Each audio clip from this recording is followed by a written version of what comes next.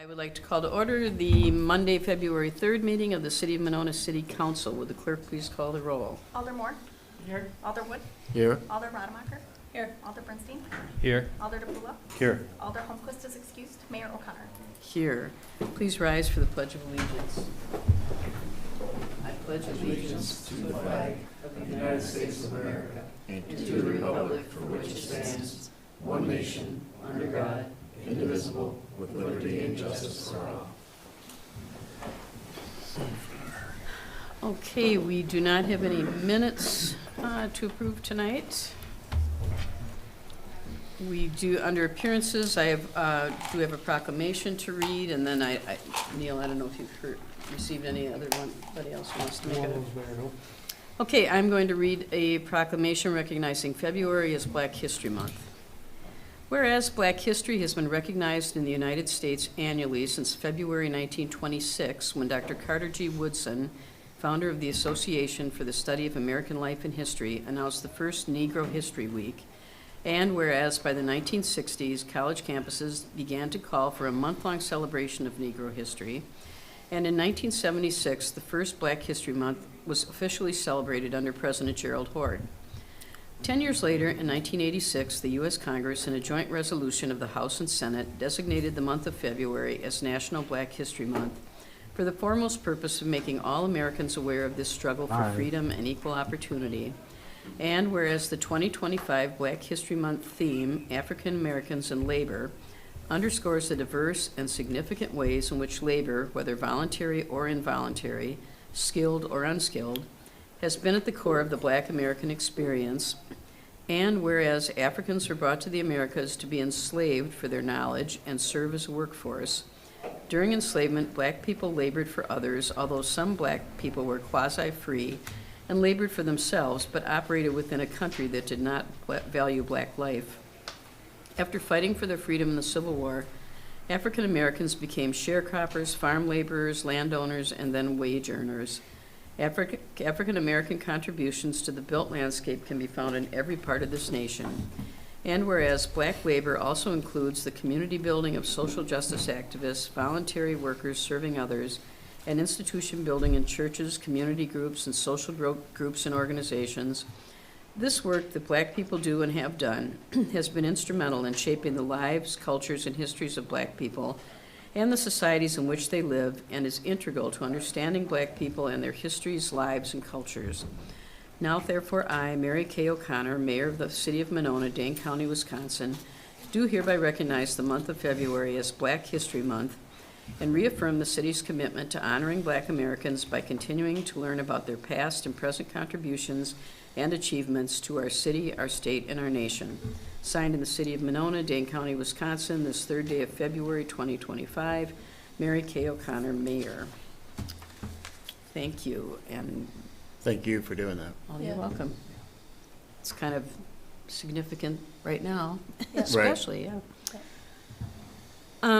Neil, did you have anyone who wanted to make an appearance? We have no other registrants to speak there. Okay, so we have no other appearances. There is a public hearing tonight, public hearing on the vacation of Engle Street in the City of Monona. I'm going to declare the public hearing open. Is there anyone who would like to speak regarding the vacation of the street? Okay, well, seeing none, I will declare the hearing closed. Moving on to the consent agenda, we have no consent agenda. Under council action items, we are actually going to do a switch tonight and move right away to new business, or several of the items on old business require Attorney Cole's presence, and he's planning to be here by 7:30, so we're just gonna move ahead and get done what we can on those items we don't need his advice about. So, first item under new business, under number 2A, consideration of ordinance 2-25-789, authorizing the community service officer to issue citations, and this is put forth by the city administrator. Neil and Chief, if you want to chime in too. Yep, absolutely. Just obviously, this is involving our ability to have our community service officer, who's already been in the process of issuing warnings regarding parking violations to actually be able to move forward and actually issue a citation. So the amendments that have been presented to you were drafted in partnership with Attorney Cole. So the key element was to certainly identify in the citations there that this is an eligible position in order to allow them to essentially be in a position to write the citations. Previously at Finance Committee, they did recommend approval. The question came up, there will be some training involved, Chief, obviously for this individual to go out and make sure they're adequately performing their duty. Would also probably imagine some coordination with Attorney Cole to ensure we're properly doing everything with correct procedures with ordinances and so forth, and statute for that matter, to be able to enforce these citations. And the community service officer has been giving warnings for almost a year now about parking violations up near the high school, correct? Correct, and the training had already taken place. He's aware of what he can issue warnings for and not, but also understands what he can issue warnings for.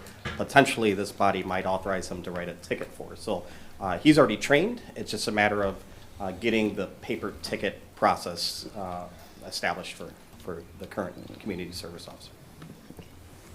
Any questions, Teresa? So just to clarify, Chief, so what you're saying is that are you saying that even though we would pass this authorization, your officer still does not have what they need to No. move forward? Sorry for the misunderstanding. You are currently authorizing him, well, you're considering the authorization to give him ticket writing authority, Right. whereas right now he does not Right. issue tickets. I think we should clarify, this is a civilian Correct. employee of the police department, not a regular police officer. Got it. So Yeah. in those instances in which warnings are issued and it's a repeat offender, a police officer responds out Sure. to ticket the vehicle. It's more efficient if he could issue the ticket on his own. Absolutely. Sometimes we miss violations where cars move or violations are missed, and that's an extra set of eyes out there. Makes sense. Anyone else? Doug? So the changes would also allow this position to issue code violations, is that right? Property, at least, let's see. any vehicle. Just traffic or is it property? No, the authorizations that are included here do expand the authority to be able to write other citations as directed by individual department heads. So we did those. That is why there are multiple ordinance sections that are updated, not just the one. So obviously, the primary focus is the parking tickets. Right. However, certainly while we were in there reviewing it, we thought, why not have at least give them, I think the key element was under the direction. So, for example, if there's an issue in the parks, Director Anderson could make a request to CSO, go out and do enforcement. But it would not be something that they would be out just randomly trying to enforce unless they were directed by that particular department head. Well, Doug? I don't think this basically does give them the authority to write the citations for parking violations and also for abandoned vehicles, basically. It doesn't, I don't think it says they can enforce other ordinances like parks. I think this is kind of related to my question I sent you today, Neil. Yeah, let me see in terms of the actual, I have to go down to the packet version on that. I mean, the different sections that were, I think the one section, certainly I think 25 was specifically, as it identified those individuals who are able to write citations. We added this position to that list. In addition, the other sections, trying to get down here So they're too. authorized to write Okay. citations for a variety of things, right? Correct. Is that, Okay. and we just don't have information about what those are here. Is that right? Based on the position description that is going to be worked out, but Well, I mean, I do believe, I'm trying to find that section here in It's the under actual packet here. employees. Those sections are already referenced, I believe, in the ordinance sections that were updated. Oh, it's because we went down to, sorry, hold on here. There's way too many pages in this packet. I know, it's a little harder to find. So the intent is, to be clear, is to have those, at request of the department head, to be able to issue those citations in those other code areas. And I believe in cooperation with Attorney Cole, the additions by adding the term community service officer in those relevant sections that it does authorize that. Okay, yep, I see what you're saying now. Okay. So 29-5 is really the big change. Yes, sir. That's correct. And that covers several things that aren't really delineated here, correct? Yeah, it is essentially, any code violation, essentially, this position would be authorized essentially to pursue. Although we certainly have, certainly more targeted list of which ones we believe would be the ones where this would be most useful and applicable. And there are certain, I'm not the attorney in the room, but there are certain violations that they're under statute not authorized to issue. Traffic enforcement is one of those. And I'm thinking things like we have this ordinance where dogs are supposed to be on leash in parks. At large. Well, we've never had a way to enforce that, and we know that people. Us, but yeah, an Right, extra set you, of, but I mean, it's, Right. given everything else you're dealing with, it's Right. just, it would be nice if we had someone, we've thought about this for years, in this type of position, who could do that kind of thing, where we knew there's somebody who comes every day at 9 o'clock and, or whatever.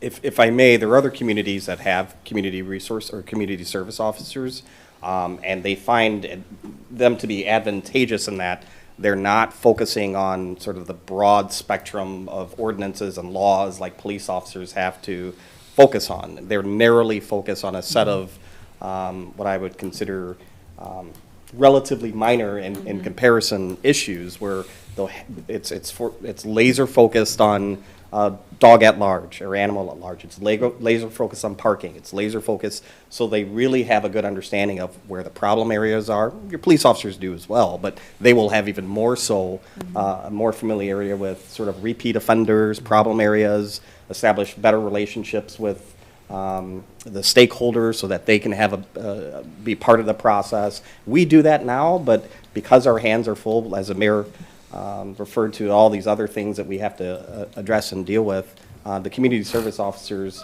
in my experience of talking to the other chiefs who have them at those respective agencies, do a fabulous job of addressing those lower threshold problems that are important, but unfortunately the PD cannot address fully. Any other, Patrick? Just real quick, what type of uniform does the community service officer wear?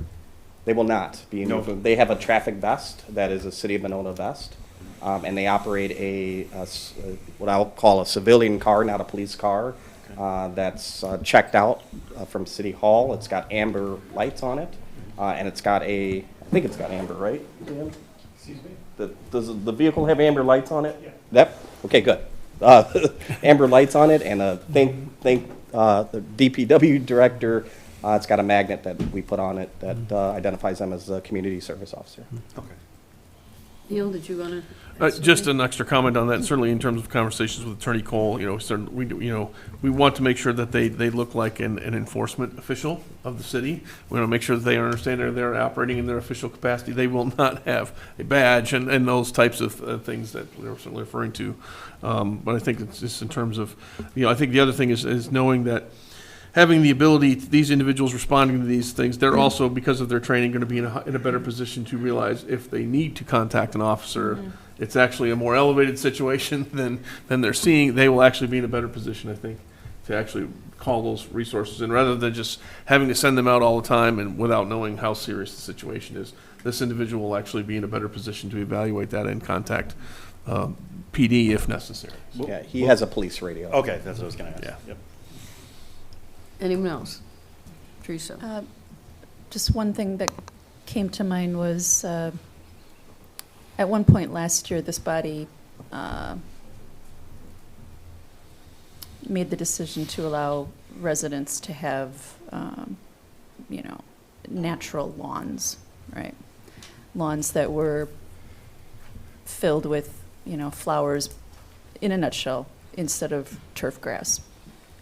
But I, like many people, I'm also concerned about properties falling into neglect and not being taken care of and being sort of just this unsightly situation. Would writing a citation for something like that be under the job responsibilities of this person? Can I answer that one, Mayor? Yeah. That would still fall primarily to our code enforcement officer. Oh, okay. It certainly would be, again, as we're preparing it here, it would be something that they could be sent out to respond to. Sure. Most likely, it would be like a specific complaint or a specific issue that was known to be fairly serious. We would probably, if the code enforcement wasn't available, this would be an individual we would probably send out to do that. But so possible, yes, but not likely a primary role of the position. Most of that would fall to the code enforcement officer. Anyone else? Yeah. Doug? Sorry to keep No, picking at that's this, but, so 29-5, where we're adding this position to the list, says the following city officials may issue citations with respect to those specified ordinances which are directly related to their official responsibilities. So it seems like we do need to, if we want them to do other things, there needs to be some other provision in the code that identifies that that's part of their job. We could certainly follow up with that, Alderwood. Again, my understanding is that the way those additions have been made to those other sections is that it would address those by adding them into those sections specifically by name. Right. But we can verify that and But my update that. question is, would they have authority beyond those specific things that we've listed? So that's really, I don't expect you to answer it right now, but I think maybe have Bill Cole take a look at it. Yeah, no, absolutely. I agree. Like I said, I think our intention was the areas we were certainly looking at them, at having them address, we've added that job title into those specific sections. But we can double check and see if there's anything else needed for any other duties Okay. that may come up on that. All right. We can review that, absolutely. Anyone else? Okay, thank you, Chief. We will move on to item 2B, consideration of ordinance 2-25-787, establishing bus stop no parking zones at Metro Transit bus stop locations in Monona, put forth by the Public Works Director. Dan. Thank you, Mary. Okay, we are here tonight for the first reading on this. The draft ordinance should be in your packet for review. I also did include some other information for the Route 38 through Monona in the packet. I guess that's just for general review by you, but if there's any members of the public who may not know, but this is taken directly from the Monona page on the Metro Transit website, so just some additional information for you. That said, regarding the ordinance, there's 8 locations on Route 38 that currently have parking allowed. There's going to be these 8 stops where there is a parking lane, so there is a need to sign these areas no parking for the bus stop. So last fall, my crew did go out and we installed the poles because the anticipated start date is March 3rd and there should be frost in the ground yet. So we got ahead of the game by putting the poles in so we don't have to dig through the frost to put the poles in on last week of February. The locations are identified right here in the ordinance, and the next page is a copy of the signs that are made up to be installed on those poles. It's bus stop, excuse me, bus stop, no parking here to corner. Be happy to answer any questions you have. Questions, anyone? Nancy? I just, to confirm, Dan, this was something that you were anticipating, because I know you've worked with Metro closely in terms of where those bus stops are. So was that all baked into the cake, if you will? Absolutely. Okay. Yep. That's what I thought. Just wanted to make sure. Anyone else? Rick? I guess at this point, we're not going to do any concrete work or concrete pads or sidewalks, but do you have a timeline for some of those? We do have $50,000 in the capital budget for this year to do concrete work. That is not part of this here request. I don't have an update on that as far as when that concrete work is going to get done. We do have pads to install. We have a certain amount of sidewalks to install. More than likely, we're going to need the assistance of an engineer to help bid that project. But Brad and I are going to be looking at possible grant funding, if things still shake out, there is funding available. So we're gonna try and look into that and submit an application if we can. So any concrete work might start this year, but it might carry into 2026 as well. So I guess my comment is stay tuned on the concrete work. We don't know a whole lot right now. Any other questions? I have one question. Are you planning to remove old bus stop signs? For instance, I think there's one still in front of the library. Right. And are we going to be removing those? Our staff will take care of removing all old Monona Transit signs, Okay. probably the last week of February. Okay. Any other questions? Okay, thank you, Dan, and you Thank you. might as well stay right Yep. here. Moving on to item 2C, consideration of resolution number 25-2-2773, approving an agreement for professional engineering services for well 4 design put forth by the Public Works Director. Thank you, Mayor. This is here tonight for first read as well. It's going to be presented to the Public Works Committee this coming Wednesday, and then back here for second reading, I believe, on February 17th. We do have money available, approved by you in the 2025 capital budget, in the amount of $148,000 to complete the design of well 4. There are 8 task orders that are part of this agreement, and those task orders start on page 2. I'd like to direct you to page 9 of this handout, labeled page 9 anyway at the top, and that's where the schedule is. The bulk of the work is going to occur in 2026, but there are some items where this agreement does cover work in 2025. The survey, the CSM, regulatory approvals. They are going to start on the pump house design this year. That's just the small group of things that's going to be done this year. Again, the bulk of the work will be next year. This does not include construction management services, just design, and it will cover all the items that are identified in the scope of services. Are there any questions for this? Nancy? Yeah, I see the design for the pump itself, or the schematic, or whatever you would call it, blueprint for the, but I'm not seeing the location or the potential locations for Yep. exactly where the well would be on Waterman? That's true. There is no location as of yet. Okay. The right-of-way along Waterman is very wide. Mhm. So that's why we're going to redo the CSM and vacate some right-of-way. Working with the Parks Director, he'll be involved with the meetings we have with Verbecker.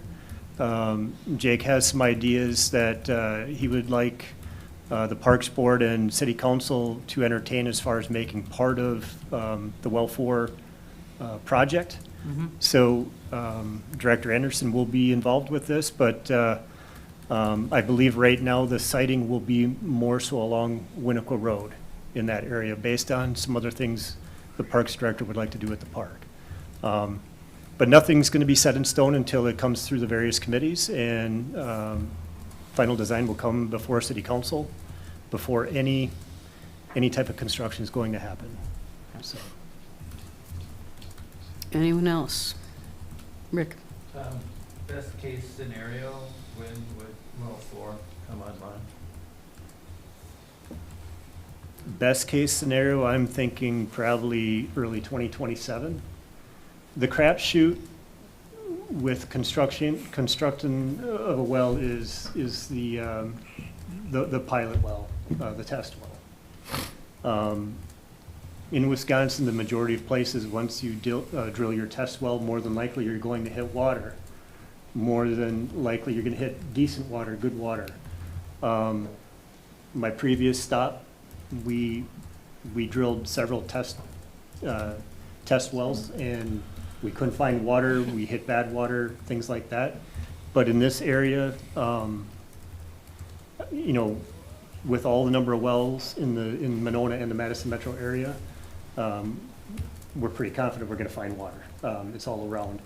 And we do have a certain depth in mind where we're going to get good quality water. All things considered, it should go according to plan. And that said, I would say probably early 2027 online. Once that's done, then we would move into the well one abandonment phase. So then there's more work to be done on the backside. Sure. Okay, thank you. Anyone else? Okay, thank you. Thank you. You're up for the next thing also. Actually, yeah, that would be Or Brad. is that Brad? Yep, and I see he was. I think he's still online. Let me see here. Hold on. Yep. Yep. Can you guys Oh, hear yeah, me? I can see him Brad's there. here, yep. This would be item D, consideration of ordinance 2-25-788, amending chapter 216 of the Monona Code of Ordinances regarding erosion and stormwater control. Brad? All right, thank you, Mary and Dan. So this is an effort that is part of the stormwater quality plan updates. That was a 2024 in moving into 2025 project. It's grant funded by the DNR. This is our first read. This will go to Public Works Committee on the 5th and back to City Council on the 17th. I'll just browse through the bigger changes that were made, and then if you have questions, obviously we'll come back again on the 17th for those, or tonight. So one of the bigger additions is in the definition section. We have defined now a green roof, what a green roof actually is in our ordinance, and doing so because we've been getting more potential green roofs as in redevelopment and new development projects. So that we need to make sure that we have modeling criteria and some type of definition to make sure that that is clear, what a green roof is. So new development and redevelopment is probably where we've made the biggest changes in terms of our definitions and standards. You can see those in the definitions section, in the red line portion. In this case, new development and redevelopment is defined to be more closely related to the definitions that are in the City of Madison and Fitchburg ordinance. So we utilize those as models, kind of combine the best of both into our new ordinance, what you see before you. The language is much easier to apply to these applications as they come in. It's less subjective, and there's less room for error of interpretation by the contractors and or the developers. We've removed redevelopment as a definition because it was the original definition was subjective and seemingly unnecessary given our improved definitions to new development, existing development, and redevelopment. Probably where the most changes came is in the redevelopment section. We've put a definition in there or a set of standards for sites that are physically less than 20,000 square feet, that the property itself, you couldn't put more than 20,000 square feet, which is a limiting factor when it comes to requiring a stormwater management permit and or permanent stormwater features like detention basins and stuff like that. So the effort here is to include more sites in the city because we don't have a lot of sites that are being redeveloped that are greater than 20,000 square feet. So that this now brings in some of these smaller sites that get redeveloped as we go. Now they'll be required in some cases to put on permanent stormwater features on the site, whereas before they would not have. So that's a goal, just to handle more stormwater on these redevelopment sites instead of in our infrastructure. It's a heck of a lot easier, especially if they're in a TIF district, to pay for improvements on the site as they're being redeveloped, as opposed to digging up entire street networks to upsize our stormwater mains. So there's a reason for that there.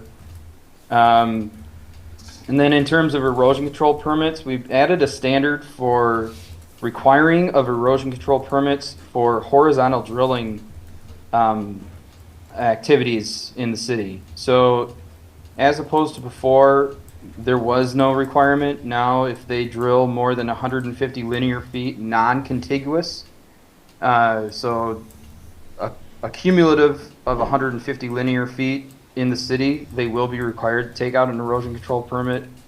The DNR standardized erosion control for horizontal drilling in 2024.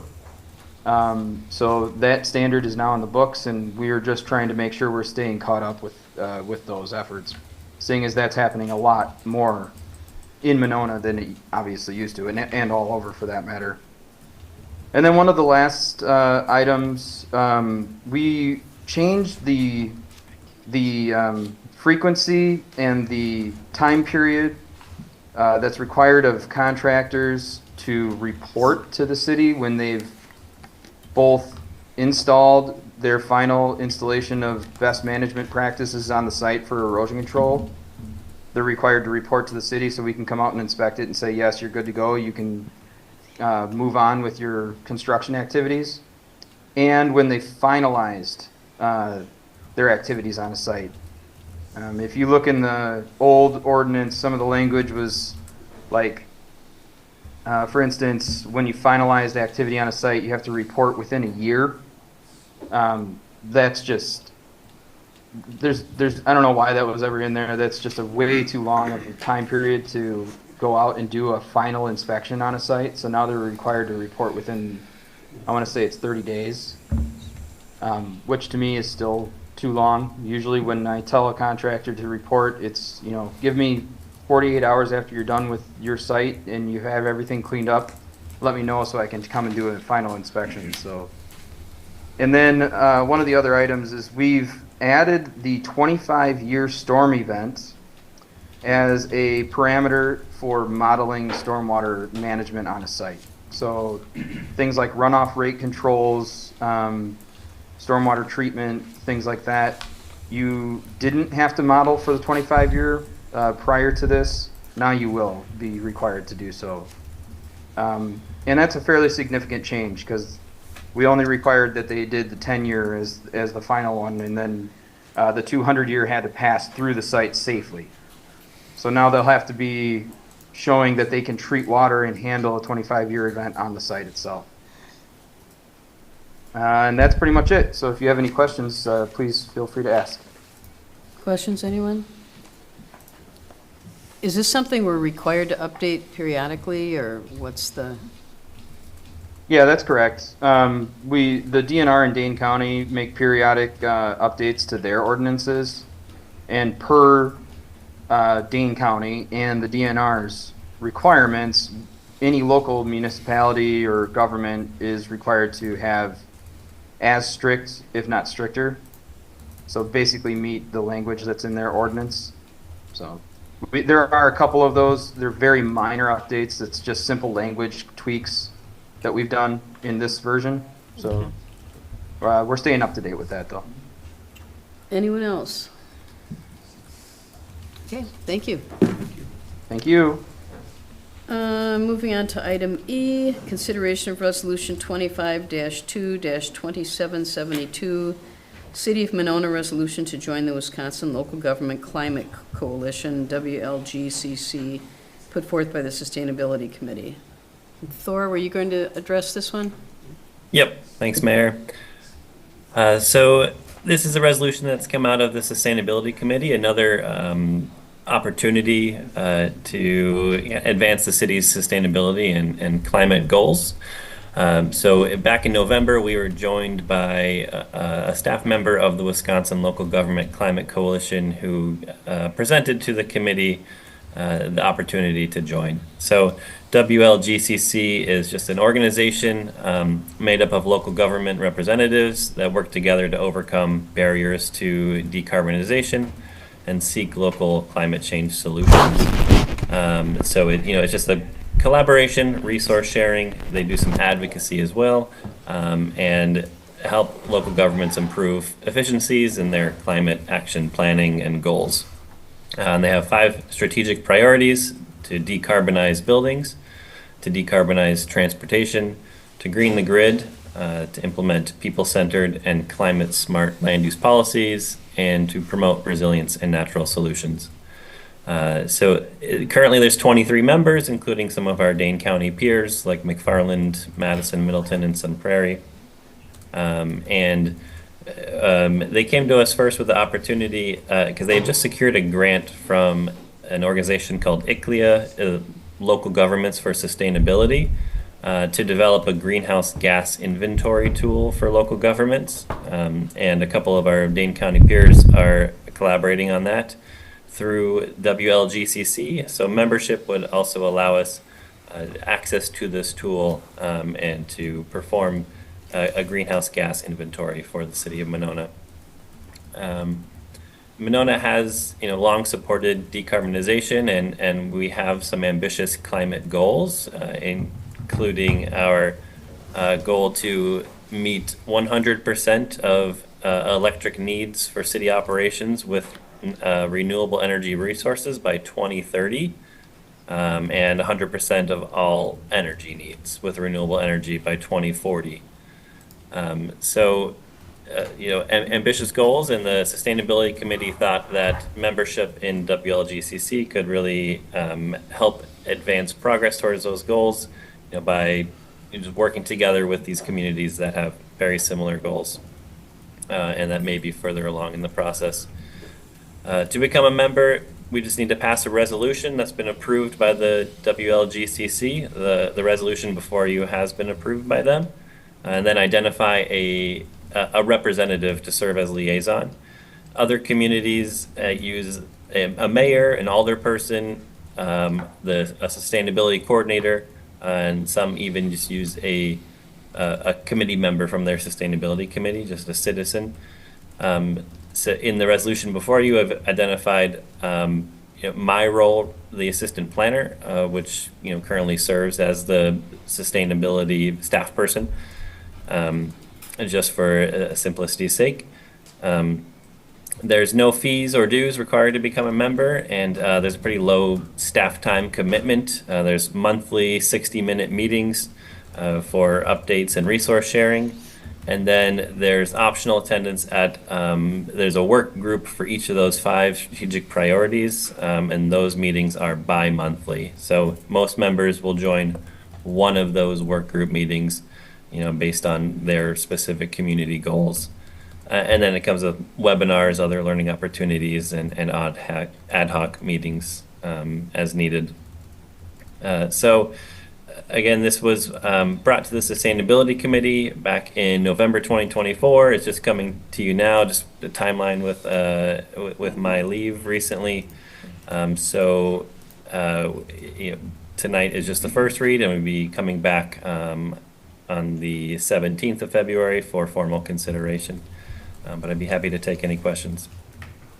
Questions, anyone?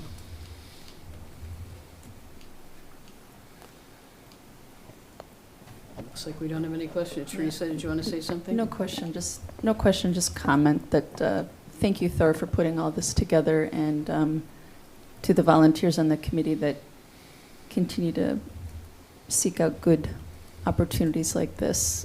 There's really no downside to us joining. Right. Thank you. Anyone else? Okay, well, thank you, Thor. Thanks, we'll see Council. you again at the Thanks, next Mayor. meeting. Bill, I'm just going to do this one more item and then move, just so we can let Jake go home.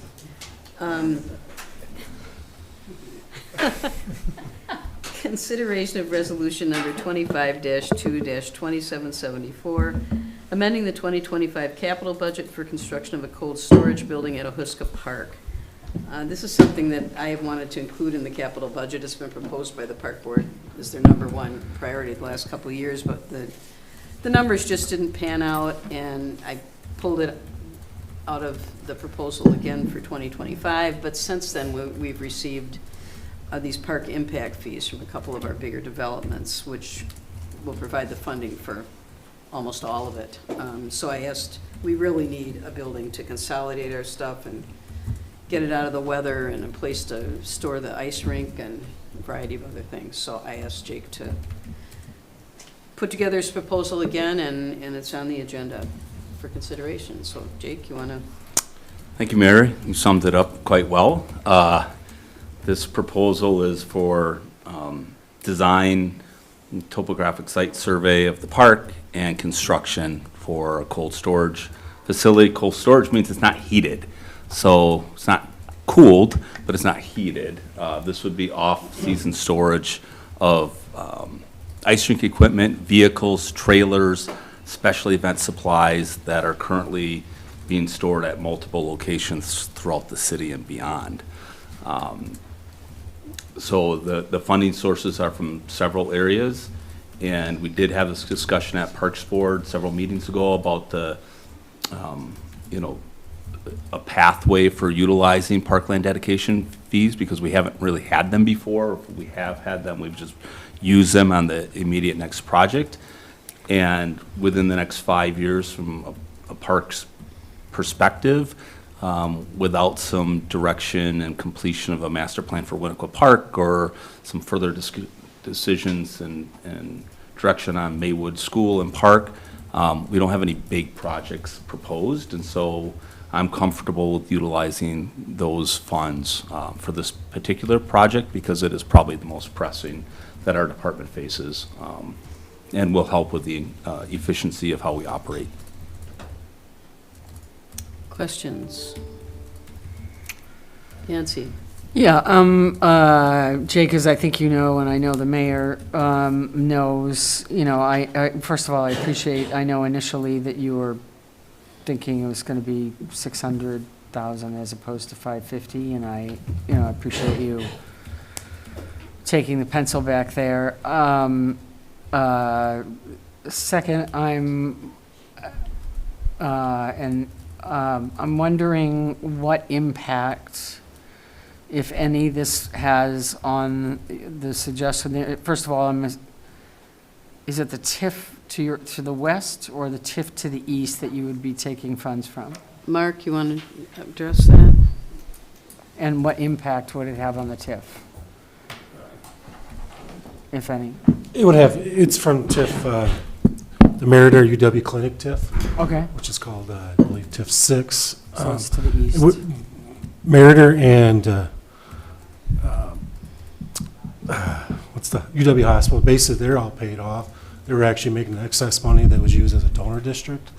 So this is just taking money from there. It won't have much of an impact on, if any, on that. It's more for the infrastructure. So it fits in with the timing, because we're still paying off, collecting money from the project that was just North Point. So we'll have enough funds in there, and actually more than we need.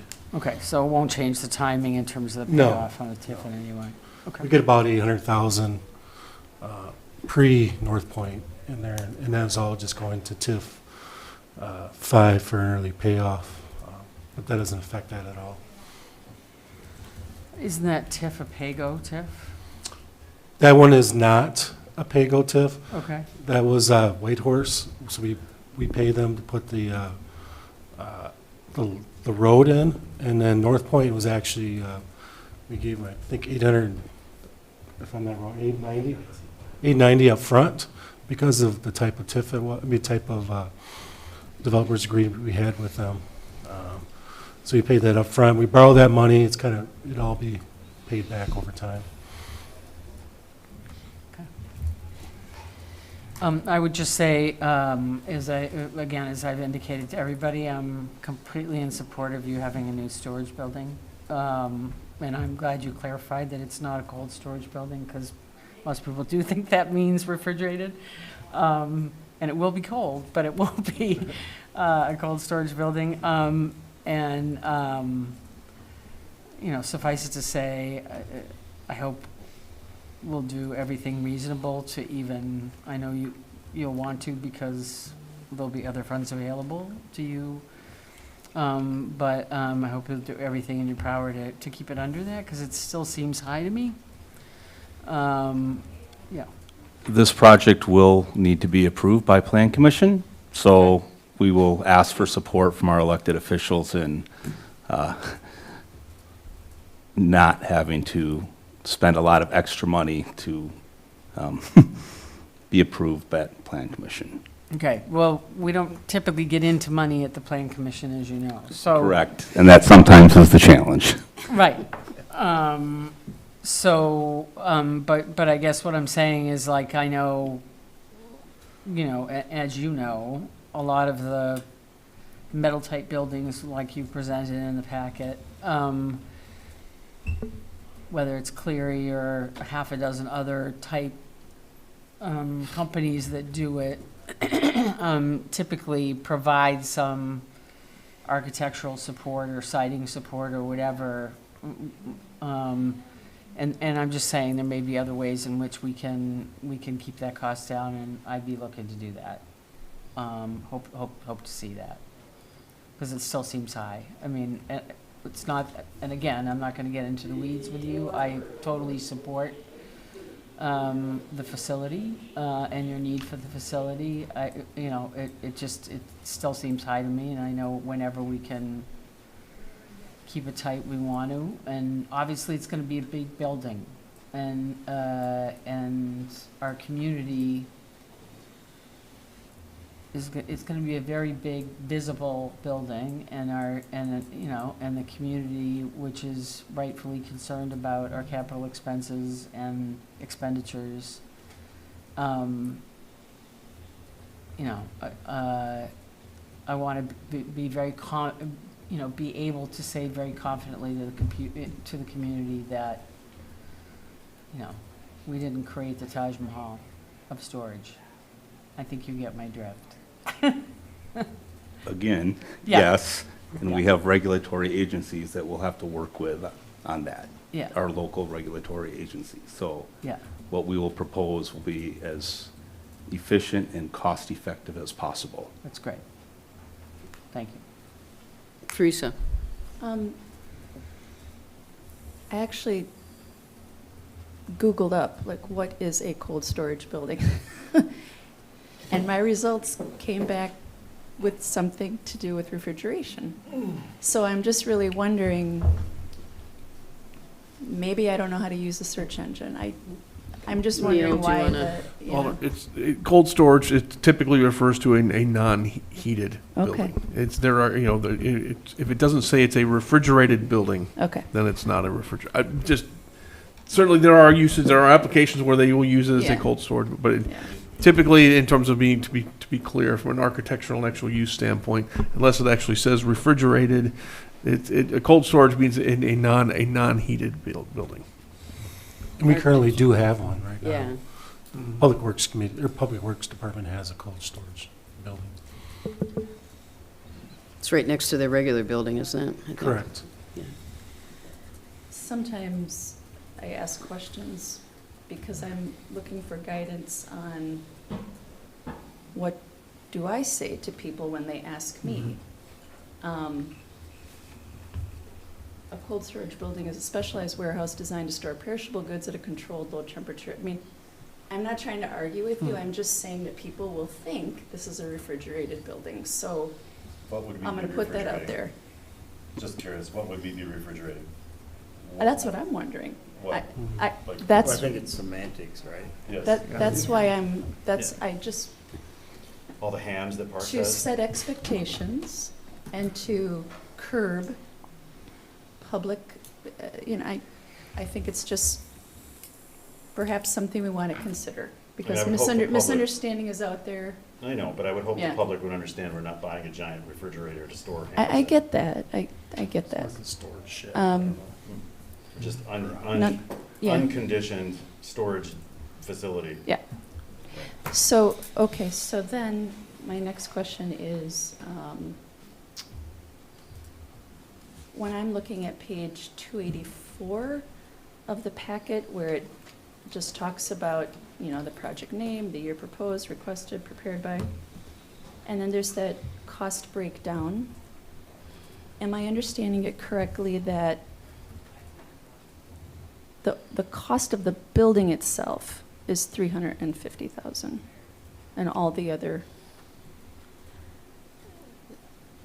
extra costs, just the building itself is $350,000? Those are estimates based on Okay. best knowledge at the time, and Okay. when we do these capital budgets, they're in advance, and so they're placeholders, Yeah. which is typically why we do, you know, the engineering and get a better idea of what the probable costs would be, so, but how we budget and how we get to the number is kind of a placeholder. Those numbers could shift back and forth to the different parts of the project as it gets more refined, but that's, you know, the ballpark estimate that I had, and that could include a lot of the concrete work that's gonna happen underneath.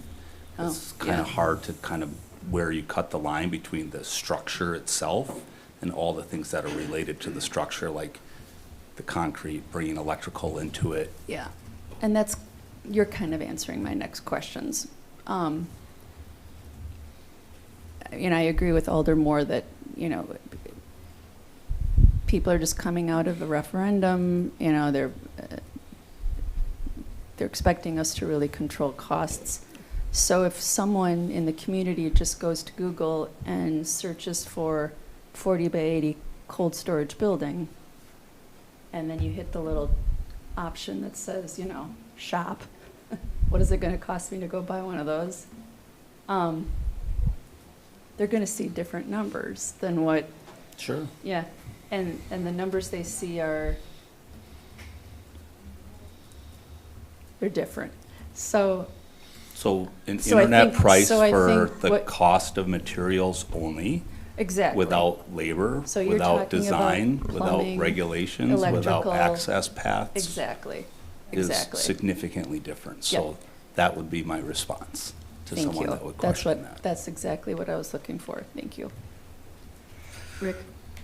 I just want to go over these funding sources. Parkland dedication fees, is this the full amount that you have available, or is there additional funding Well, still? it's currently what we have available. There will be more money coming in eventually when, you know, I know they're working on the Slendy project and a couple other projects on North Point, so looking for another project. So we might not have them today, but we'll have more money on Parkland dedication coming in if these projects that are that they're being looked at right now come true. So is this money we have currently? Yes, yes. Okay, and there's more likely to come in? Yeah, I mean, we have the one, I call it the old Jiffy Loop site, that project's. You know what Pines? Is that what's called? You know what Pines? Well, Yeah. Pines, I'm sorry. That project is probably within the next 6 months, probably breaking ground. So once they pull the permit, they pay it to us, And they pay, what, 1,400 per some to that effect, per apartment, I unit. think, or unit? And then the project the land that we own now, that we're looking to develop, the two buildings we built, once they get the RFP out there, depends how long it takes to turn around, there will be money coming in from that project too. Okay. So there will be more Parkland dedication, but yeah, 400,000. And if there's issues that goes way over, I assume that we could use that same money. So my next question is with TIF, is there more money available from TIF beyond 100,000, or is this kind of? I mean, it's a very successful TIF. And that's why right now it's a donor district, and with North Point with their money coming in and already paid off UW and Meriter, it's going to be even more successful. So Okay.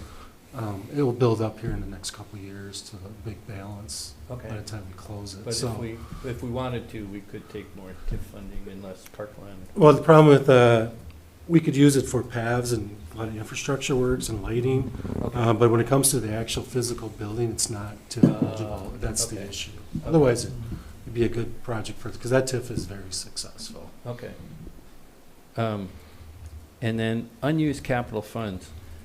I thought I asked you this once before, but maybe I didn't get the full story. But if funds aren't used, Yeah. they would go back to the general fund, right? No, you stay in the capital because it's borrowed money, so they stayed in the capital projects fund. So these are projects that are finished. So basically what they end of the year, they just go into the capital fund balance. Capital fund balance. Capital fund balance. So it's borrowed funds that has to be spent still by your Okay. requirements. We have borrowing requirements, you have to spend it all by certain dates. Right. So if there's say if a large project didn't happen, eventually I would probably just reduce the borrowing for these smaller dollar amounts. We wouldn't do that right away. So these are just small little projects. pretty much every other project came right around budget, so, and these are all Jake's projects that came under budget. Okay, thank you. So we're not borrowing more money, it's not adding, that money's already borrowed for and it's already on the tax levy. It's part of your debt service, if that makes sense. Anyone else? Doug? Yeah, thanks. So, well, one thing I wanted to note is that with the TIF donation, kind of should stop and think about, this is another side benefit of doing TIFs, is that if you have capital projects within the district or within a half mile of it, you can use them to pay for public improvements like this one. Storage is one of those things, it's not sexy and nobody really likes to pay for it, and that's why we don't have enough. Yeah. It's, you know, I've seen a number of different projects over the years where if something needed to get cut, storage was always an attractive way to cut costs because you don't really see it. So yeah, right now we've got, you know, equipment that we use capital money to pay for that sits outside year round. And we have stuff stored, including the ice rink, which is in Steve Doran's warehouse on the west side, I believe. Correct. Gratis, you know, but not probably a long-term arrangement that we can No, count on. it was never meant to be a long-term arrangement, and Right. quite frankly, the fact that we still have it available to us now is very generous of Mr. Dorn. Yeah. And then I'd asked you at finance about the impact on the storage at Sandom. If you want to talk about Yeah, that. correct. So, you know, we were able to utilize the garage at Sandom for storage of special event equipment. And, you know, it's since moved some of it to Maywood School, which is okay, but not great for moving in and out. And so we still have a fair amount at the garage at Sandom, which will allow us to completely vacate any city-related equipment or supplies out of the garage at Sandom for, you know, potential use by the Friends for their activities, and or when a construction project does happen, and that garage would be removed. So The Friends have told us that they would like access to the garage. For instance, they're planning on buying a stage. They need a place to keep it, that kind of bigger things like that, that they use for their beer gardens and whatever, fundraising activities. Rick? I had one more Or thing. Doug, I'm sorry. So we talked about this at finance, whether, and I don't know what the sense of the council is, but if we approved it on one read tonight, that would save us 2 weeks' time. If we're gonna do it in 2026, first of all, is that really feasible to do it in 26? And could those 2 weeks at the end in October, November become very, you know, critical to the completion? yeah, correct, Alderwood. This project would require, you know, scheduling with our design firm, a topographic survey of the park. Like right now is a good time to do a topographic survey. There's no snow. Otherwise, you got to wait till the snow's out to be able to pinpoint all those locations. And that's like the base of what the consultants need to put together the plan.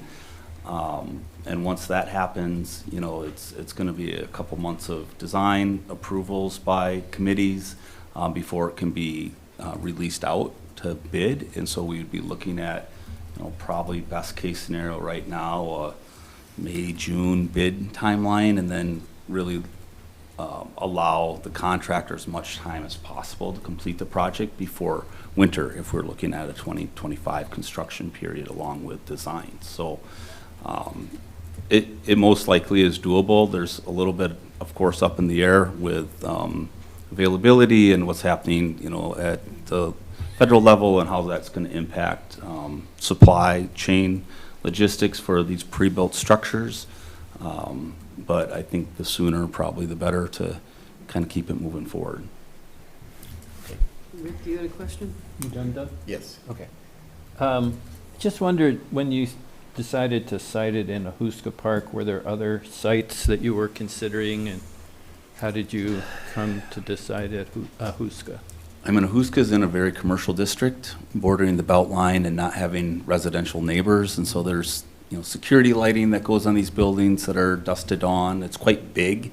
It'll be tall, and so like putting it at Winnequa Park would probably look out of place.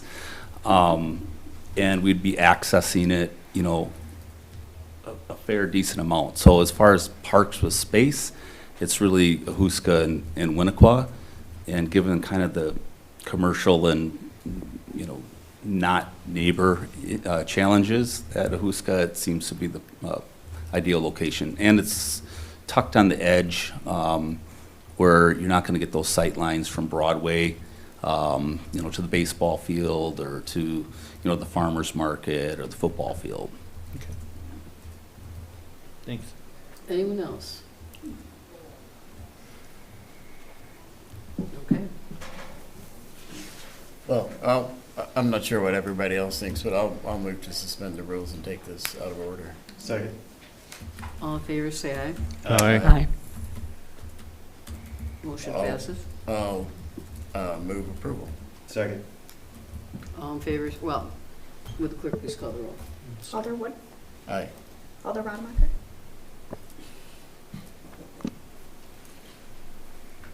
Aye.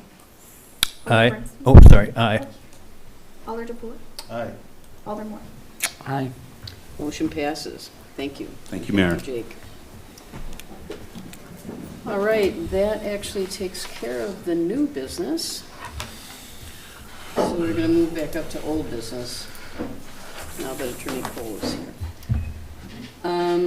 Okay, so item 1A, I guess, Doug, you can address this. We did have the public hearing on the vacation of Angle Street. No one appeared to talk about it. 1A, consideration of resolution 24-11-2753, a resolution to vacate Angle Street in the city of Monona, put forth by Plan Commission. Doug, you had asked that you want to explain how you'd like us to handle this. Yes, I guess. thank you, Mayor. So one of the things sort of in going through this process, there are state statutes, requirements that have to be met in terms of noticing and sort of scheduling this out. When this was put on, we were really trying to move sort of as expeditiously as possible.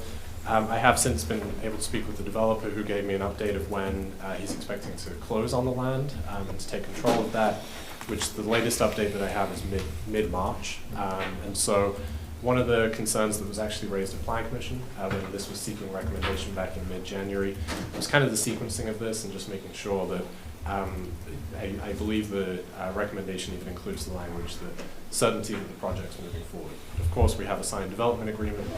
We have no reason not to believe that. But I think just the period between a possible vacation and further action tonight to mid-March is just sort of a little longer than ideal. So having held the public hearing, this does allow us to, my understanding is to put this on one item, one council agenda, be fairly nimble depending on the timeline, but just move it a little closer to mid-March would be the expectation. So you'd like us to table it Thank you. for now? Is that, Yes. I guess, does someone have a motion to that effect? We want to table it to a date certain or just to the next meeting and keep tabling it? I guess my suggestion would be you table it for an indefinite period, and then Doug can, when he gets fairly decent assurance from the developer that they're moving forward, he can just ask the mayor to put it on at that time. Because all the legal requirements are done now. It's all it requires is action by the council. It's just, once you vacate it, you can't undo that. Right. So I guess I'd look to move, just to table it for an indefinite period. I will move the table for an indefinite period. Is there a second? Second. All in favor, say aye. Aye. Motion passes. Thank you. Thank you. Moving on to the next thing, item B, consideration of ordinance 1-25-784, amending the zoning code with respect to electronic smoking retailers put forth by the Plan Commission. Is there a motion to approve this? I'll move approval. Second. Doug? Thank you, Mayor. So this is the second read on the electronic smoking retailers ordinance. A couple changes were made since the first meeting on this, which I believe was in early January. The Maffollet High School was added to the buffers as was requested. And so you can see that there are two updated maps that were included sort of furthest forward in the meeting packet, closest to the ordinance language. So that has been included. Those maps still include the 750-foot buffer from both retail stores as well as from kind of youth establishments, parks, playgrounds, that kind of thing. The 750-foot buffer was the recommendation of the Plan Commission. Also included in there for consideration is the 1,000-foot buffer, again from each of those establishments. The staff memo also includes a little bit more detail about sort of the reasoning for the distance and sort of the walkability of some of these and a little bit more background as to why some of these buffers were included. And Excuse finally, me, Doug, yes. could you ask them to quiet down, Rick? Yeah. I just keep hearing this constant undertone of chatter. It's annoying. And then the final change that was made was a clarification. This also came up at the previous meeting, was that if the buffer intersects any portion of the lot, the entire lot will be considered within that buffer. So that takes us out of any challenges where maybe a third of the lot is in, two-thirds are out. If any portion of this intersects the buffer as drawn, the entire lot is ineligible. So that language has been updated in Exhibit A, also included with the ordinance. I have nothing else to add aside from that. Questions, anyone? Rick, and then Doug. The second whereas in the resolution, or third whereas, mentions directed to Public Safety Committee. I guess we should strike that part because we weren't able to get a quorum to review it. So my understanding with that is that this, the 5-24 is the moratorium ordinance. So that did direct both Plan Commission and Public Safety. And then the final whereas includes the Public Safety Committee declined to review. So I think it sort of shows the sequencing. Okay.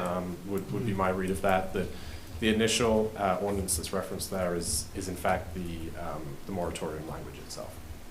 Gotcha. Doug. So if I understand it, Jim, the purpose of this ordinance is, or the idea behind it, is we want to lessen exposure of teens and younger people in particular to these vape shops because it's harmful.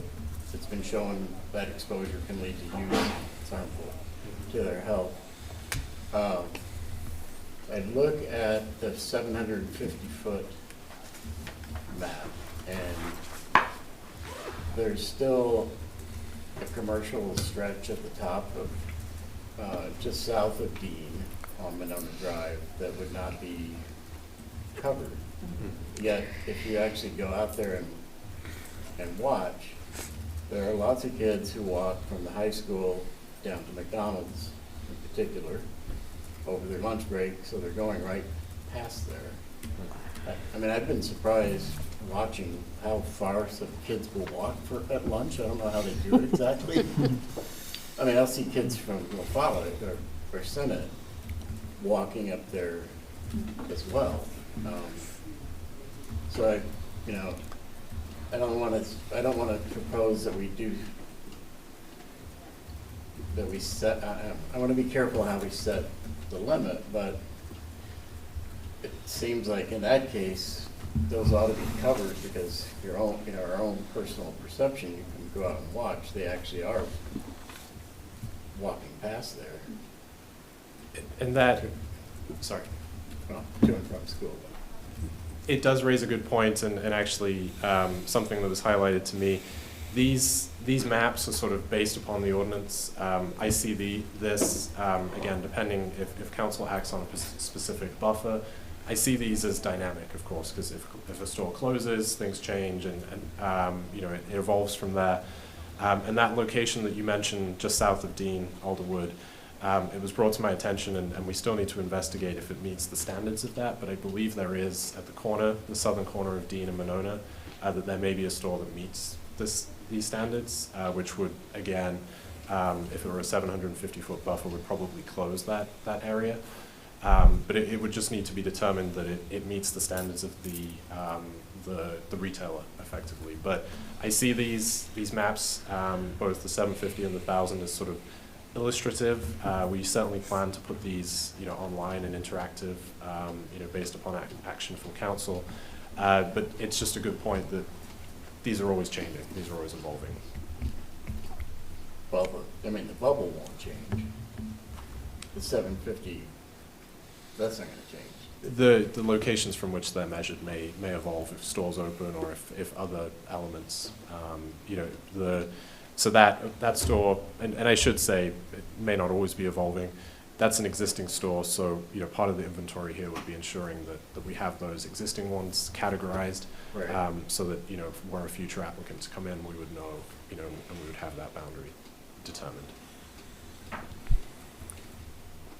Bill, did you want to say something? Yeah, the reason we used these sort of radii is because the sort of basis for our regulation and our distance is, the walking distance of kids from certain areas. Nothing would stop the council, though, from, if there's empirical information to suggest that children are in that area, you could regulate that area in addition to the radii that you do. So for instance, nothing would stop the council from saying it's 750 feet as proposed by the planner, and in addition, all properties which front on Monona Drive from Dean to Schluter. If you wanted to do that, I just sort of stressed two things with regard to that. The first is you need to justify why you're doing it, and the justification is children, obviously. So you would want some information to support that decision. The second point I guess I would make is we have to keep in mind that these are legal products. So we can't ban them from the city completely. We have to allow certain areas to do it. So when you start talking about like 1,000-foot radius and regulating things directly, you have to be careful that through your regulation, you don't preclude the placement of these anywhere, because that would be illegal. Questions, anyone? Rick? Well, my understanding is there are 3 or 4 different places that sell these products currently, and they will continue to even after we pass a new ordinance. So we're not banning any sale, we're just, in essence, maybe preventing future places where they can be sold. Is that still something you would think is illegal? Yes, you couldn't say we're going to ban the sale of all vape products in the city except for the 4 that exist already. It's a lawful product. People have a right to place it. You can certainly, through your zoning authority, regulate where they can put it, but you can't ban it completely. And just grandfathering the existing 4 wouldn't be sufficiently legal.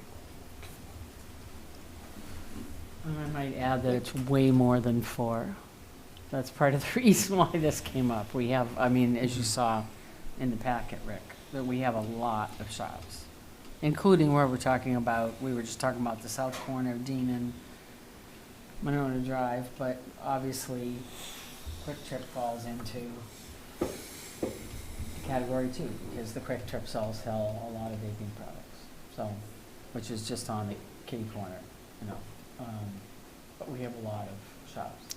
Those would not be regulated by this ordinance because we have a threshold. Mm-hmm. And Quick Trip would fall beneath that threshold. Right. Yeah. It's the percentage of sales, is that? It's either the percentage of cash sales or sort of transactions or square footage of the space. So certainly Quick Trip, I would guess places such as Walgreens and other type establishments would also be exempt, just given that they sell so many other products as well. Anyone else? Do we have a motion? I thought we did. You do. You have a motion and a second to approve it as drafted. Teresa? And by that, you mean 750 feet? Correct, as it's in your packet right now. Doug? So if we did want to amend it to prohibit vape shops on Monona Drive between Dean and Nichols,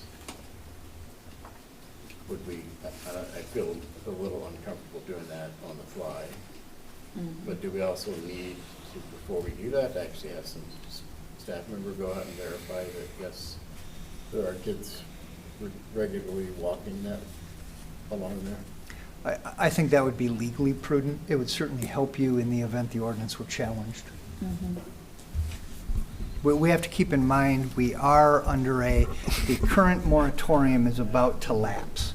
So that's not the end of the world if it were, but if it lapsed and the council, there's a period of time before the council passed this ordinance, a window does open where somebody else could get in under it. What's the date? I believe it's mid-February, so coming up. Neil, did you have something? I was just gonna bring out the deadline, so. Teresa? Question for Attorney Cole. So can you explain to me the risks of the 1,000-foot buffer from a legal perspective? Well, if I were retained by a vape store to challenge this ordinance, I would likely challenge it on the grounds that there's insufficient empirical data to support the regulation, because I think the staff report has indicated 750, the timing of it sort of works. So you're handing somebody an argument. It may or may not prevail.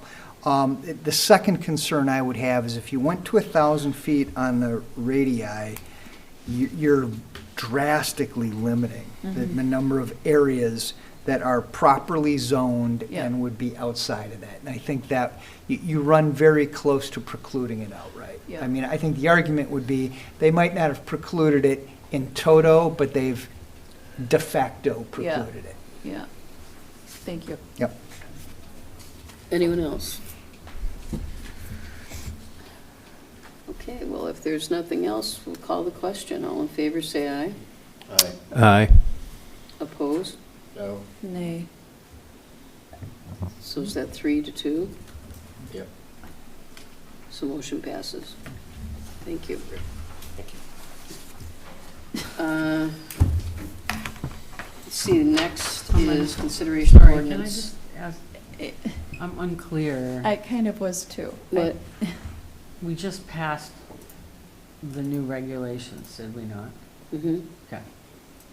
Without opportunity to talk about the option of additional language that Alderwood brought up? Well, I asked if anyone else Oh. had anything I'm to sorry. add or to propose, I'm meaning sorry. propose or whatever. Oh, I And no one misunderstood. I, I'm interested in knowing what Attorney Cole thinks about doing that. If you brought it up that we could add that in, we do the 750 buffer, and we add a little additional protection around that area, but we don't have time to have someone go out and look at the area. We would if someone had asked for it. Oh, then Sorry. we talked about the lapse, though. We talked about the need to do it quickly. It felt like there was a need to speed this along. Well, procedurally right now, you have, there's been a motion, a second, and action. So if you wanted to revisit the issue, there would have to be a motion for reconsideration by any of the three that voted in favor of it. I guess what I would suggest, rather than doing that, given the impending lapsing of the moratorium, let this ordinance get on the books, and if the police raise issues or the council has concerns that maybe we need to revisit this, you certainly can direct staff to do it, and is all you really have is a theoretical window that the ordinance doesn't cover. But at least you've got an ordinance on the books now that covers the vast majority of the city, and if you see a problem and you want to come back and take another shot at it, you certainly can at a later date. That makes sense. Okay. Yeah, I would just say I completely concur with that approach. This is, to me, this is a scenario of let's not make perfect Right. the enemy of the good. Yeah. Right, Right? exactly. A lot of work has already obviously gone into this, Yeah. and I think the intent is there. Okay. Okay. We will move on. Item 1C, consideration of ordinance 1-25-786, amending Chapter 466 of the Code of Ordinances regarding shoreland wetland zoning and creating Chapter 470 regarding floodplain zoning put forth by the Plan Commission. Is there a motion to approve this? Motion to approve. Second. Doug? Thank you. Good evening, everybody. This is the second read on the proposed revisions to the floodplain shoreline wetland ordinance. The main driver behind this is the updated flood insurance study and flood insurance rate maps that were completed, and I have copies of here. That's what all the paper is. And so the requirements here is that these be adopted within a legally enforceable ordinance. The city's ordinance needed to be updated to include that, and that needed to include both the federal and state requirements in order for the city to remain eligible for national flood insurance. So that's sort of the reasoning behind this. The information that you see before you this evening includes the model ordinance that does meet both sets of standards for both the state as well as the federal.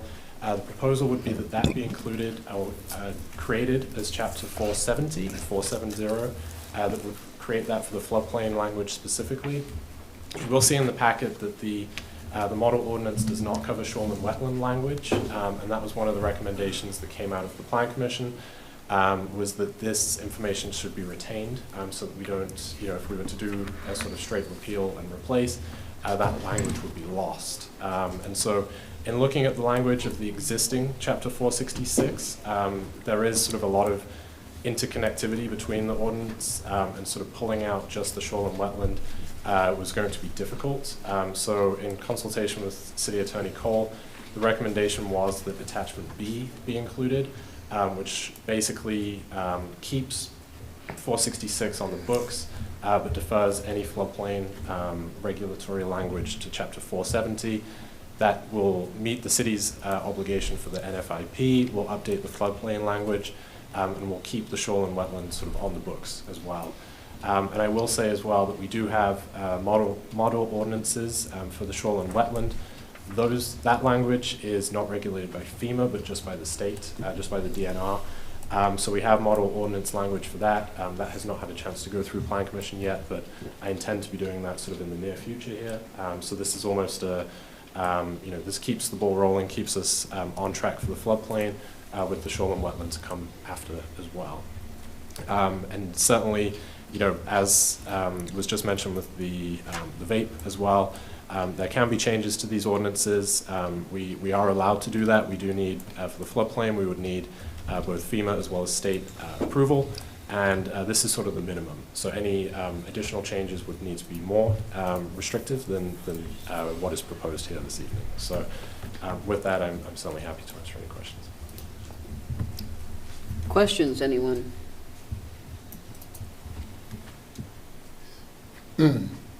What page Doug? is the resolution on?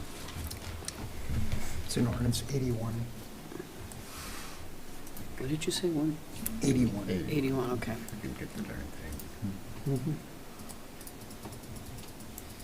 Yeah. Okay.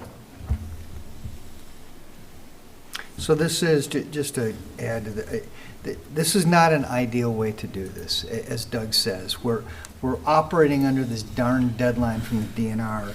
So if you look at attachment B, the red line, that's the current code in 466. So we are going to, on the books, have effectively two floodplain codes. We're going to have the existing 466, and the 470 is what we're creating, which is the new maps that the DNR once passed. So this attachment B is, frankly, to placate the DNR and say, to the extent there's any conflict, the DNR's one is going to control. And we're doing that simply because it's going to take Doug time to be able to revise 466 to pull all the floodplain stuff out of there. We thought we could do it just readily. Unfortunately, 466, the language is all intermixed together, so it's going to be much work. So this is the short-term just fix that we were able to do. Because basically, if we don't take care of this soon, people aren't going to be able to get flood insurance, Yes, right? Mayor, that's right. Thanks. So any questions? Approval. I think, Yeah, didn't we we've have, got it. we have a Yeah. motion? Sorry. Okay, I just want to make sure. All right, we'll call the question. All in favor, say aye. Aye. Opposed? Motion passes. Thank you. Thank you, everybody. Next up, we've got two items related to the C.D. Smith contract. They unfortunately cannot be here tonight. We do have Attorney Cole. We put a closed session in case people had further questions they wanted to ask. So I'm happy to go into closed session if someone would like to do that. If So anyone moved. would like to, you could make the motion. I move. we We would go need- into closed session? I'm sorry to interrupt, but if you haven't done Oh, I already, should Mayor, read we it. need to read the disclosure. Sorry, I'll read it. But it sounds like Alder Bernstein would like to Yeah. go into closed session, okay. Item D, convene in closed session under Wisconsin statute, section 19.85, for on 1(e), deliberating or negotiating the purchasing of public properties, the investing of public funds, or conducting other specified public business whenever competitive or bargaining reasons require a closed session. This relates to the C.D. Smith contract. So is there a motion? I'll move. Is there a second? I'll second. Would the clerk please call the roll? Alder Rademacher, Aye. Alder Bernstein, Aye. Alder DePula, Aye. Alder Moore, Aye. Alder Wood. Aye. Motion passes. Should we go in the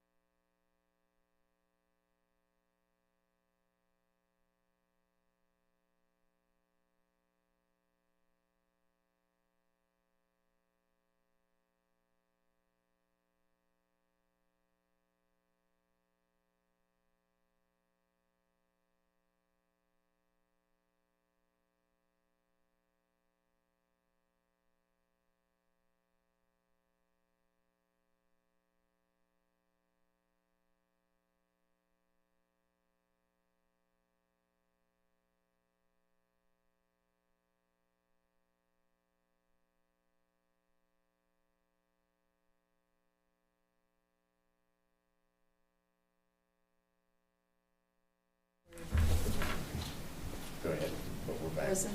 There we go. We're back on there. Thank you, Bill. In all that ordinance. Okay, we are back in open session. Our final item for tonight, item 1F, consideration of resolution 25-2770, approving a contract for construction management services for the Monona Civic Center campus, put forth by the city administrator. Shouldn't this have another number in front of it? There's usually a three-part number. Yep, looks like so, Mayor. Should I'll have be it. two, or, Yeah, we'll correct that. okay. I'll move to approve the contract. Is there a second? Any further discussion, or any discussion, any questions? Hearing none, will the clerk please call the roll? Alder Brezzi. Aye. Alder DePula. Aye. Alder Moore. Aye. Alder Wood. Aye. Alder Rodemacher. Aye. Be a one, okay. And Doug, did you vote? You did, okay, I'm sorry. Motion passes, thank you. So I guess it'd be a one, Thank you. All right, that takes care of our action items tonight. Moving on to reports of committees, commissions, boards, et cetera. I guess Alder Wood, did you have anything to report? MPO meets Wednesday night. We'll be looking at approving the new transit development plan that's being updated for the first time in 12 years. And also it's a tip amendment for John Nolan Drive. And that's all. Alder Rademacher. I have no reports. Alder Bernstein. Well, I was going to mention a couple of things with sustainability. Yeah. One, we're starting a plastic film recycling project. We're partnering with Madison Monona Lions Club. We've got recycling boxes at the Restore. We have one just outside the library here, and one at the Delta Beer Lab in Fitchburg, which is a little outside of Monona, but it's within the Lions area. It was someone who saw an article in the MESBA newsletter. And we still have one more box to try to locate. But the idea is to recycle plastic bags. And if the Lions can collect 1,000 pounds, they will go to Trex, which is a well-known outdoor decking and furniture company, and they recycle all this plastic and use it in their products. Mm-hmm. And the Lions will then get a outdoor bench to locate somewhere in the city. So other Lions clubs have been doing this in McFarland and Middleton, and the Lions Club, when we approached them, was very excited about doing something like that here in Monona. Well, that's a lot of bags. Yeah, it is. Yeah. It is, but That's up pretty fast, actually. Yeah. yeah. Like the one we placed in the Restore, after a week there, it was full. So that's a really good location. The other one in the library, we haven't really publicized it. It's just kind of a Is it soft. inside here? There are all these recycling bins outside. Oh, okay. One of them is labeled for plastic Okay. bags. We're going to talk to Madison. We have kind of a meeting scheduled with them to do a group buy for solar panels. I think like when Nancy was chair of the sustainability committee, she did that. We thought it was a good time to try and do that again, because who knows how long these tax credits might still be around. So we're going to, Thor and I are going to talk to people at Madison to try to pull that off. And then this Thursday, I'll be speaking at the library in this room about the history of racial covenants. My other job, working at the Dane County Historical Society, we put together a traveling exhibit of 14 panels, and it'll be here in the library on the 5th. And then we have an opening reception here where I'll do a presentation. And we have 30 people signed up. Feel free to register. There'll be food. I've got to order in with Batch Bakery, so it'll be a lot of good food. I'm hoping people will stick around and talk. And Is this at 6 on Thursday, did you say? 6 o'clock on the 6th. On the 6th, which is Thursday, yeah. Oh, and here's Ryan now. We're just giving reports. If you want to talk about the library when the council's done, you certainly can come up and do that. Absolutely. Did you have anything else, Rick? That's it. Okay, thank you. Alder DePula No report. and Alder Moore. Yeah, I have a few things. One is on the 26th of January, right after Loudon Library, there was a showing here at the library, the forum room, in the forum room of Greta's the documentary that was done on the Harry Whitehorse Wood Sculpture Festival. It's an hour long. It was absolutely phenomenal. It was a packed house. I don't think there was an empty seat in the house. There might have even been some people standing. And it was put on by the Monona History Club, and it's just really terrific. And they'll know on February 7th whether they've been accepted into the Wisconsin Film Festival. And Greta has had several films already accepted previously from the film festival, so and there will be other showings, but I just wanted to give a shout out again to the festival and all the organizers, because this documentary was it's very powerful. Second, I wanted to let people know. Could I just ask a question? When is the Wisconsin Film Festival? Do you know? That's a good question, and I don't have the dates. I think it's like April. Google that right now. In the That sounds past, right it's to been me, but I April. don't have the exact dates. Okay. Yeah. Second, in case some residents have been wondering, we have been meeting, as this council knows, we've been meeting weekly. We, meaning Teresa and I and Mark and Will, and sometimes Diane from the Senior Center, have been meeting weekly with Madison Metro around the smooth rollout of Metro beginning on March 3rd. And Metro took it upon themselves to schedule the drivers very far in advance. And they have just today, and then it was another day last week, they had buses coming through Monona to make sure that those drivers know the route, know the pinch points, know where the schools are, know where the crosswalks are, and just get really familiar with Monona and how that service is going to operate. And so I just want to thank Metro for that. And if people think somehow the buses have started early, it's not. They're in training. Just to stick with the Metro. We've already had one meeting at the Senior Center to discuss paratransit with seniors that need paratransit, with Metro professionals that were there helping seniors fill out their applications and answer their questions. And there's going to be a second paratransit meeting at the Senior Center on February 13th from 1 to 3 p.m. And that, again, paratransit starts on the same date, March 3rd, but in order to qualify for paratransit, there is an application process, and it takes about 3 weeks. So that's why we're having those meetings at the Senior Center. Again, that's February 13th from 1 to 3 p.m. And then there is also going to be a Madison Metro information meeting for the whole community. Basically a kind of everything you want to know about bus riding, we're afraid to ask kind of session with Madison Metro representatives that will be there. And that's going to be in the Forum Room on Tuesday, the 18th of February, from 6:30 to 7:30. And we blocked out some time on either side of that with Ryan so that we can set up as we need to, and if there's lots of questions or lots of people, we'll have time. So I'd encourage people, I not only would encourage community members, but I would definitely encourage my fellow alders to come to that meeting, because it is going to be a switch.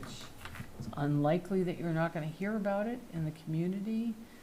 And if you don't know how Madison runs, how the Metro runs, since it is a big switch, I think that's gonna put us all at a disadvantage, so I encourage you to come to that meeting. What's the date again? That's the 18th, would be the primary day, forum room, from 6:30 to 7:30. At what time? 6:30 to 7:30. Okay, thanks. The 18th from 6:30 to 7:30. Then I also wanted to remind everyone that there's an open house for the Plan Commission and City and Council at Broadway Lofts and Townhomes on this Wednesday, the 5th, from 2 to 4 p.m. And again, I think there'll be refreshments. I think that's the first workforce affordable housing development that we've done in probably a decade or more. And I'd really encourage, again, everyone who can be there to be there, because I think getting to know that development is a good thing. And then I just wanted to point out, because I know that property taxes have been kind of a big issue in Monona lately. I'm sorry, what has been a big issue? Property taxes. I just wanted to point out that just about daily, I'm seeing articles from so many other states in the country, and a lot of red states, frankly, in the country, that are having to revisit at the state level, which is something, as you all know, our legislature needs to do.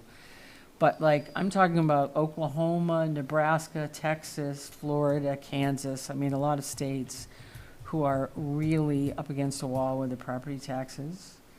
And that people, it's just a continuing difficulty that people are having with the cost of housing in this country, and even, locations in the country that are not climate refugee cities, or necessarily climate refugee places, or where the population's exploding, and people are really struggling with property taxes. So, as I've said all along, we've said all along, it's a systemic problem at the state level here in Wisconsin. And I just have been shocked at the number of articles that I'm seeing from all these states that are revisiting property taxes, because people can't afford to live in their homes anymore. And last but not least, I just wanted to, I don't know if this is a record, but certainly seemed to me that 301 pages Yeah, for a it's a city big packet. one, yeah. It's pretty dang high. And it was also stimulating to read, too. And And I just wanted to thank the staff overall for putting all this material together, because it is a heap of material, and especially Leah as well for putting it all together into a packet and getting it to us, because really 300, I mean, we've had a lot of council meetings where, the packets have been large or too large to provide it anything but in a link, but this one really kind of topped them all. So I just wanted to say thank you to staff. And we actually lost 3 items on this agenda too, Alder, so we took 3 off, so. I think that's all the alders. Director Clearingbowl, would you like to? Easy. Yeah, don't be running. It's not workers' comp if you take off. Where is your boots? It's resting. It needs some rest now and then. Won't keep you long. Really quickly, I thought I heard Wisconsin Film Festival is from April 3rd through the 10th. Yep. Wondering about that. And I apologize, Alder Bernstein. Did you mention the racial covenant coming? Okay, wonderful. If you hadn't, I wanted to mention it. I just wanted to thank the sponsors, the community, all of our volunteers for another successful Loud in the Library. We had a wonderful time here. Everyone behaved, mainly because I was watching closely. We dodged no stains on the carpet, which is always a success every year, and I celebrate that. But it's a wonderful event. Not only is it, of course, a success for the Friends of the Library, raising funds for the library, but just to see the community come together and just have a wonderful time. I always look forward to it. I'm a little sad now it's going to be 300+ days till the next one, but we're looking forward to it. I also just wanted to mention I have annual comparisons, 24 compared to 23 for you all. I apologize, it's taking me a little bit longer to get to it because right now I am doing the annual report for the state. And something else I look forward to every year. And finishing that up, as soon as I'm done, I will get you that data. Are you talking about circulation reports, or? Yeah, yep. And finally, you know, with the Friends dollars, looking to see how we can continue to benefit the community with the library, especially when it comes to what we would call, you know, special collections or collections that are non-book materials. The one storage spot that's wrapping up thanks to Public Works will be great, and looking to see possibly having the tool library in that space. I have to figure out how that's going to work, and I have to convince Attorney Cole that we can have tools available to lend out to the community. And then also we are looking at possibly starting a vinyl collection also to be circulated at Monona Library. What is old is new again. Vinyl in Dane County especially is actually quite popular, so we're looking to start that collection. I know my grandson has a fortune invested in it. Mm-hmm. Oh, My son too. Yeah, it's wildly popular. A lot of our patrons here are receiving vinyl from some of the other area libraries that do collect them, so coming in delivery. So we figured it'd be a good opportunity to see if that's a collection that the community truly wants housed at our library. So that's all. Thank you. Okay. Thank you. Aline, did you have anything? Yes, the February primary is the 18th. In-person voting starts tomorrow, runs through the 14th, 8 to 5, Monday through Friday at City Hall. Absentee ballots can be requested through February 13th at 5 p.m. That's it for me. Okay, Attorney Cole, did you have any news for us? Yeah, I was just going to update you on as you all know, there's been a challenge to Act 10, and that a circuit court judge did overturn that act. Just recently, he did stay that order pending appeal. It's anticipated that decision is going to be appealed. So with the stay, then the status quo is Act 10 until it gets either to the Court of Appeals or it's expected to be bypassed to the Supreme Court. So right now, we're still operating as though Act 10 were in effect. That's all I had there. Neil? Just a couple of items. Let's see, if we can want to make sure we didn't lose. Yeah, unfortunately, we lost Chief McMillan. So just a brief update on the Lakeview Apartments fire. Essentially, residents are back into their apartments at this point. Apparently, lots of smell of smoke and odors, which are going to be around for a while, even though they weren't physically damaged. Still going to be dealing with kind of the after effects of the fire that was down in the first garage. We are kind of coordinating between, we're certainly viewing this as a fire emergency, so Chief McMullen is the one who is in charge of occupancy on that. Our building inspector has said that there are some other things that they are requesting that they wanted to see for plans and permits and so forth, and Chief McMillan reminded them that this was an emergency situation, that they never lost their certificate of occupancy, technically, so they are allowed to go back in. There's still some inspections and other things that will probably still be needed to be done in the garage area specifically, but that they should be essentially Jerry's. My understanding is, talking with the chief, is that it is the chief's call to make that declaration to allow them back in. And if they still want to do inspections and so forth, they can do so and even request permits and things, but they are on an emergency basis, and that the actual commercial building inspector actually has the ability to waive those items. So Jerry is actually working and coordinating with GEC, our consulting building inspector, on making sure that those continue to get back in. So residents are back into their apartments, not back into the garage. There are still lots of site issues as they continue to clean up from that event, but folks are at least able to get back into their houses for about the last, I believe from the last like end of last week, Thursday or Friday, they were been able to get in.